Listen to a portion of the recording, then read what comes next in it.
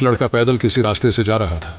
वो देखता है कि एक खंभे पर एक पर्ची चिपकी है और उस पर्ची में कुछ लिखा हुआ है। वो लड़का थोड़ा नजदीक जाकर पर्ची पढ़ने लगा। उस पर्ची में लिखा था, कल इस रास्ते से गुजरते वक्त मेरे 100 रुपये कहीं गिर गए थे।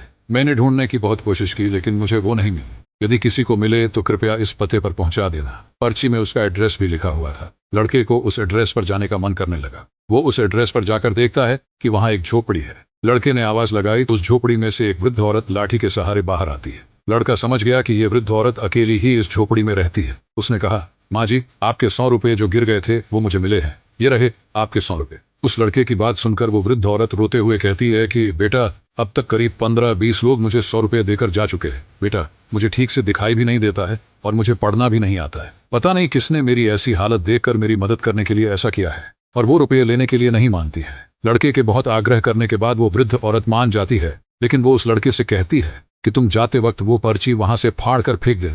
लड़के ने कहा, माँ जी, आप इस बात की फिक्र मत करना, मैं वो पर्ची फाड़ दूंगा। थोड़ी देर चलने के बाद उस लड़के ने सोचा कि आखिर मुझसे पहले आए हुए उन 15-20 लोगों ने इस पर्ची को नहीं फाड़ा, तो फिर मैं क्यों फाड़ दूं? वो लड़का उस पर्ची को बिना फाड़े ही वहां से चला जाता है। उस लड़के के मन में उस व्यक्ति के लिए बहुत ही आदर और सम्मान था जिसने ये तरीका ढूंढा था। सीख, हमारे मन में सिर्फ किसी जरूरतमंद की मदद करने की इच्छा होनी चाहिए, क्योंकि मदद करने के तो बहुत सारे तरीके होते हैं। हम किसी भी तरह मदद कर सकते हैं।